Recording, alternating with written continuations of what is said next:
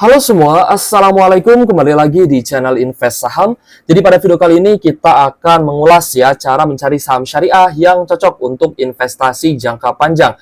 Ada beberapa rekomendasi ya, sekitar 30 lah saham rekomendasi untuk saham syariah yang profitable, yang bagus ya dari sisi bisnisnya dan juga dividennya menarik untuk investasi jangka panjang maupun untuk dividen investing. Nah, video ini juga semoga bisa menjadi jawaban ya buat teman-teman yang bertanya mengenai saham syariah apa sih yang cocok untuk investasi ya guys ya, terutama di Bursa Efek Indonesia. Nah, jadi sebelum kita lanjut ke pembahasan ya, kita bahas juga kriteria saham syariah yang menjadi patokan kita gitu guys ya, melihat sebuah saham itu gimana sih kok dikategorikan sebagai saham syariah. Jadi sebelum kita lanjut ke pembahasan, disclaimer on ya, video ini bukan ajakan jual beli saham dan seluruh keputusan investasi menjadi tanggung jawab pribadi masing-masing ya sebagai investor di pasar modal Indonesia. Saya tag kedua ini karena tadi ada masalah ya di audio di pertengahan videonya itu katanya suaranya hilang gitu ya. Jadi saya tag kembali guys buat teman-teman. Oke guys, yang pertama kita akan lihat terlebih dahulu ya. Sebelum teman-teman membeli saham syariah, harus diketahui terlebih dahulu definisi dan juga kriteria kenapa saham tersebut bisa masuk ya ke dalam indeks syariah. Yang pertama, dari definisi, saham syariah merupakan efek ya berbentuk saham yang tidak bertentangan dengan prinsip syariah di pasar modal Indonesia. Definisi saham dalam konteks saham syariah merujuk kepada definisi saham pada umumnya yang diatur dalam undang-undang maupun peraturan OJK lainnya. Ada dua jenis saham syariah yang diakui di pasar modal Indonesia. Yang pertama, saham yang dicatatkan sebagai saham syariah oleh emiten atau perusahaan publik syariah berdasarkan peraturan OJK nomor 17 POJK 04 2015 tentang penerbitan dan persyaratan efek syariah berupa saham oleh emiten syariah dan perusahaan publik syariah. Jadi yang pertama adalah saham yang dicatatkan sebagai saham syariah itu oleh emiten dan perusahaan publik itu sendiri ya guys ya.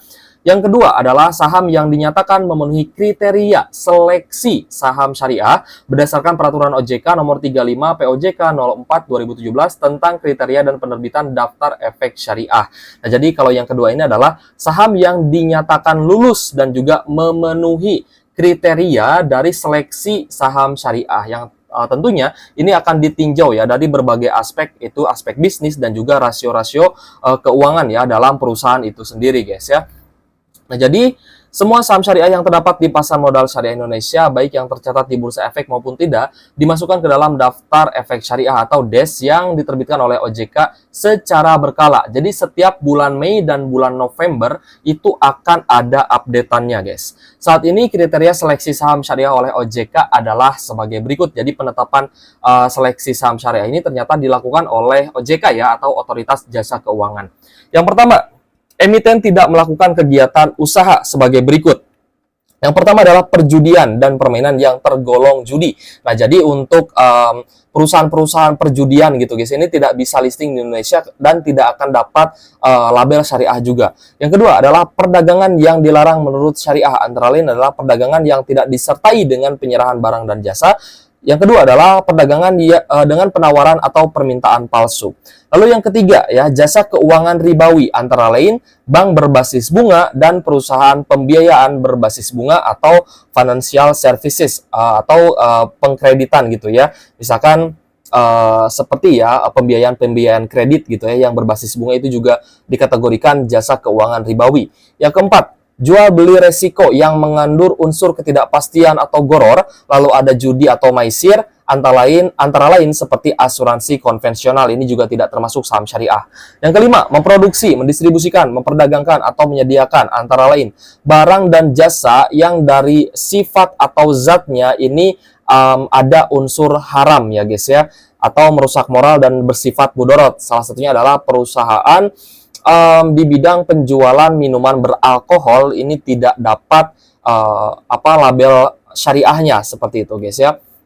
Lalu yang kedua, emiten memenuhi rasio-rasio keuangan sebagai berikut. Nah, ini kalau misalkan nomor 2 ini adalah dari rasio keuangan ya, dari rasio keuangan perusahaan. Yang pertama, total hutang berbasis bunga dibandingkan dengan total aset tidak lebih dari 45%. Yang berarti dalam peraturan OJK ini ada toleransi ya guys ya. Itu dari total utang yang ada bunganya dibandingkan dengan total aset tidak lebih dari 45%. Lalu yang kedua, total pendapatan bunga dan pendapatan tidak halal lainnya dibandingkan dengan total pendapatan usaha atau revenue dan pendapatan lain-lain tidak lebih dari 10%.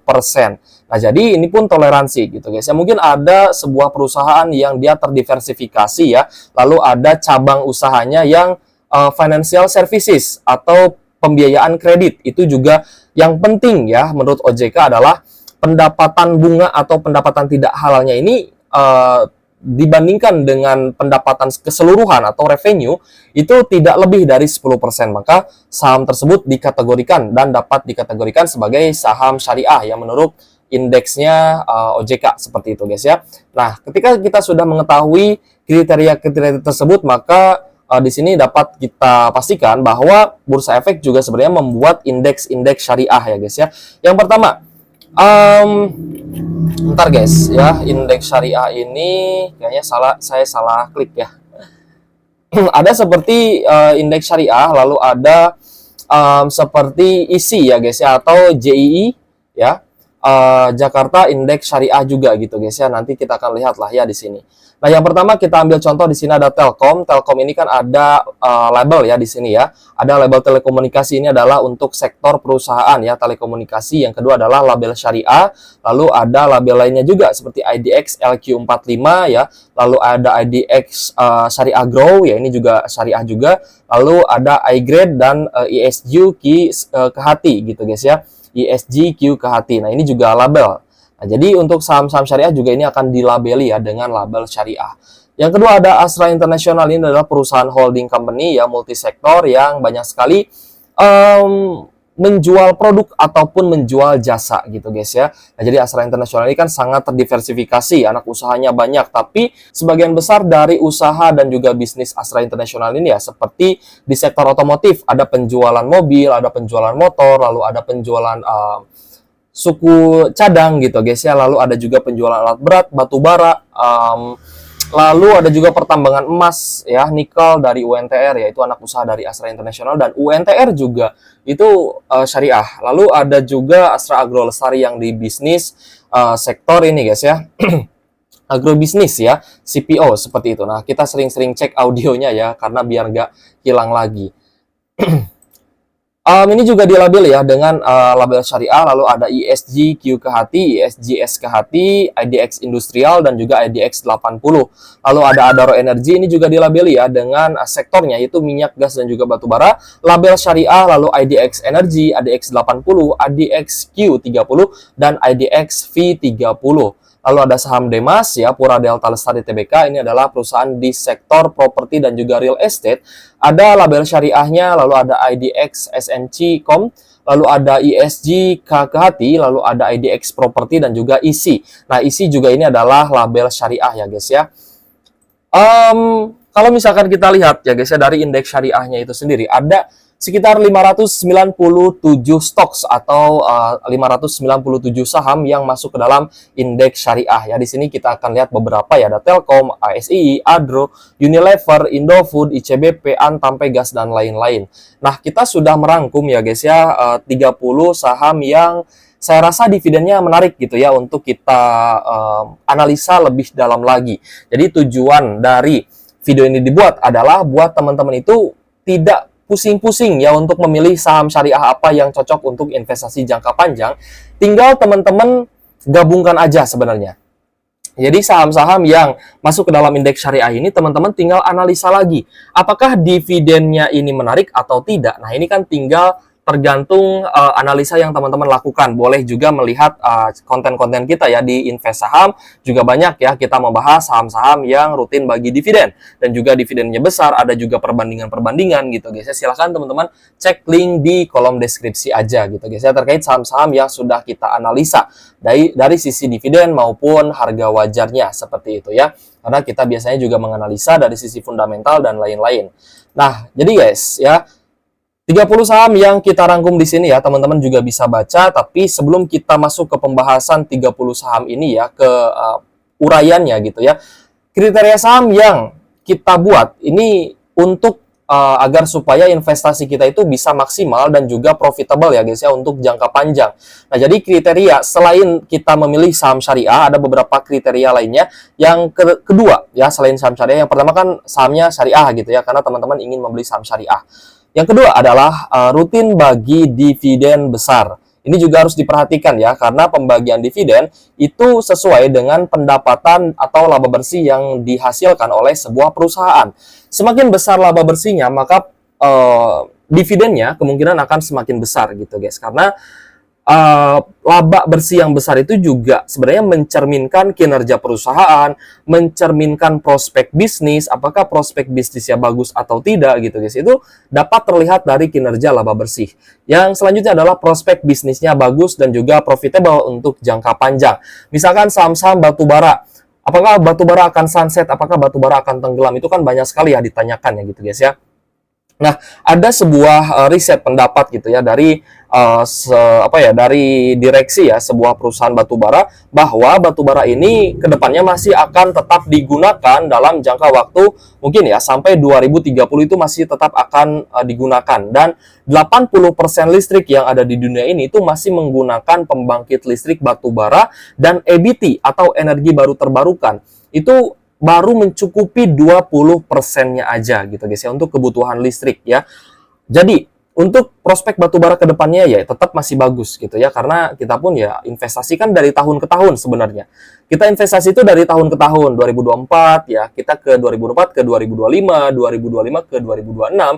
Kita sebenarnya menjalani itu tiap tahun, dan tiap tahun akan ada laporan keuangan saya secara kuartalan gitu guys ya. Dan kita bisa melihat dari laporan keuangan tersebut, apakah ada penurunan produksi, apakah ada penurunan demand atau permintaan batubara, itu harus kita analisa secara kuartalan gitu ya dari laporan keuangannya, dan tetap akan kita update gitu guys ya di channel Invest Saham ini. Lalu yang selanjutnya adalah dari sisi harga, apakah harganya sudah all time high, apakah harganya sudah naik tinggi, itu harus dievaluasi kembali, dan juga secara valuasi perusahaan juga harus kita membeli saham yang valuasinya masih murah, maka potensi growth atau pertumbuhannya masih bisa lebih tinggi dibandingkan saham-saham dengan valuasi yang mahal. Jadi mungkin gini guys ya, belilah saham bagus di harga murah itu kan biasa ya, belilah saham bagus di harga murah. Tapi untuk saham syariah, belilah saham syariah yang bagus, yang rutin bagi dividen besar, yang bisnisnya bagus, di harga dan valuasi yang murah. Nah, makanya di sini tidak semua saham itu masuk ke dalam label syariah ya. Tidak semua saham itu masuk ke dalam indeks syariah, hanya beberapa saham aja.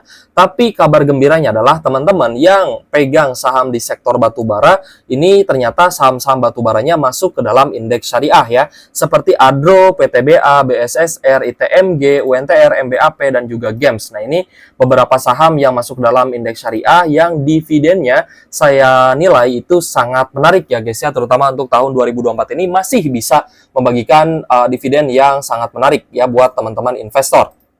Lalu ada beberapa saham lainnya ya seperti TPMA, ini di sektor logistik batubara ya, dan juga ini melakukan joint venture gitu guys, joint venture atau kerjasama lah ya, penanaman modal kerjasama untuk menambah armada baru. Nah, ini adalah berita bagus juga nih untuk TPMA.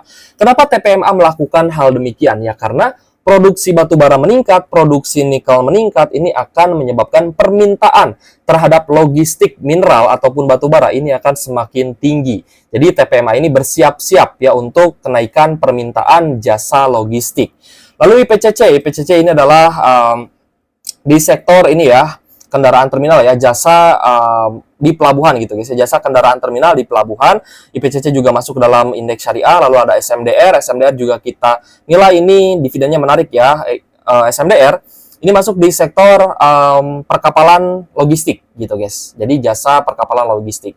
Nah, kita masuk ke perbankan. Perbankan di sini ada BRIS dan juga BTPS. Tapi kenapa BTPS kita dalam kurungkan? Karena BTPS ini kan dia kinerjanya sedang turun ya. Jadi dividennya pun kemungkinan tidak akan lebih besar dibandingkan tahun sebelumnya. Sedangkan BRIS di sini bisa menjadi pilihan alternatif buat teman-teman yang mungkin tidak mau membeli saham perbankan konvensional. Seperti contohnya BRI, Mandiri ya, lalu ada BNI dan juga BBCA. Itu kan perusahaan-perusahaan perbankan konvensional gitu guys ya. Padahal tadinya BRI itu punya BRI Syariah, lalu Mandiri juga punya Mandiri Syariah. Begitupun juga dengan BNI dan juga dengan BCA itu juga mungkin. Oh sorry, BCA enggak kayaknya ya. Ketiga bank BUMN yang konvensional itu tadinya punya bank syariah dan mereka meleburnya menjadi satu, yaitu BRIS, Bank Syariah Indonesia. Itu tadinya adalah Bank BRI Syariah, itu tadinya adalah Bank BNI Syariah, dan juga Bank Mandiri Syariah. Jadi dilebur menjadi satu, menjadi BRIS gitu guys ya. Nah, sama juga halnya dengan Bank CIMB Niaga atau BNGA. Itu juga BNGA sebenarnya punya bank syariahnya gitu guys ya. Jadi BNGA itu bank konvensional yang terdaftar di Bursa Efek Indonesia, tapi BNGA juga punya Bank CIMB Niaga Syariah gitu ya, padahal punya produk syariahnya juga seperti itu. Ya untuk bank untuk saham-saham perbankan itu teman-teman harus analisa kembali guys ya. Tapi alternatif ya buat teman-teman mungkin di BRIS ini dividennya tidak terlalu besar, jadi tetap harus capital gain approach gitu guys ya, tetap harus mencari capital gain seperti itu. Untuk investasi jangka panjang ya tinggal teman-teman bandingkan lah dengan saham-saham lain yang dividennya jauh lebih besar. BRIS ini dividennya ya saya rasa sih cukup kecil ya. Tidak seperti perusahaan-perusahaan BUMN seperti Antam, Pegas, ini masih di bawah lah. Untuk dividen yield dari saham BRIS, saya akui ini memang masih kecil ya. Lalu ada perusahaan-perusahaan BUMN seperti Antam ya, lalu ada Pegas dan juga Telkom. Sedangkan di sektor telekomunikasi ada Telkom dan juga Excel yang saya rasa memang dari sisi dividen masih jauh lebih menarik saham Telkom ya guys ya. Jadi Antam, Pegas, Telkom ini adalah perusahaan BUMN yang menarik ya dari sisi pembagian dividen. Adapun Inco juga itu kan baru diakuisisi ya oleh BUMN dan semoga saja Inco juga bisa bagi dividen besar. Lalu ada di sektor otomotif yang cukup menarik, ada Astra International, Auto, SMSM, Dharma dan juga MPMX. Kelima saham otomotif ini harga sahamnya sedang turun dan saya rasa bisa menjadi alternatif juga buat teman-teman yang mungkin tertarik ya membeli saham bagus di harga murah. Boleh dianalisa kembali untuk saham-saham sektor otomotifnya seperti itu ya. Oke guys, kita lanjut. Ada Demas di sini ya. Demas di sektor properti, Sido di sektor kesehatan, begitupun juga dengan TSPC ya. Meskipun dua saham ini masuk dalam sektor retail obat-obatan sebenarnya ya. Jadi penjualan obat-obatan secara retail. Lalu ada ISSP, lalu ada TOTL untuk saham di sektor konstruksinya. Lalu ada Hexa ya. Ini juga Hexa penjualan alat berat ya. Sama juga dengan UNTR ya, lini bisnisnya. Lalu ada POWR, penyedia listrik ya untuk di wilayah Cikarang gitu ya. Lalu ada Rals ini sektor retail ya, penjual fashion. Lalu ada Bird atau Bluebird, ini adalah jasa transportasi atau jasa transportasi umum lah ya. IPCM ini adalah anak usaha dari IPCC ya guys ya, yang ibaratnya produknya ya di seputar jasa. Seperti itu guys ya, 30 saham yang menurut saya pribadi menarik ya untuk investasi jangka panjang.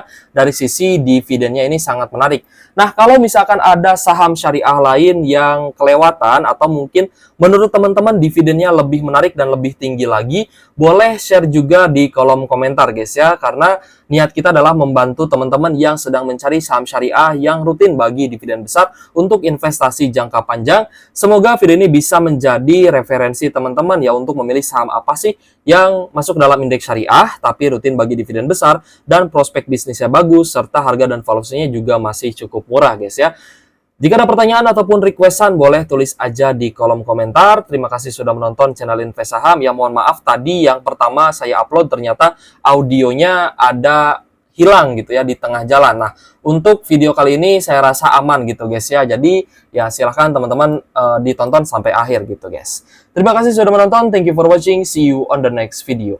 Wassalamualaikum warahmatullahi wabarakatuh.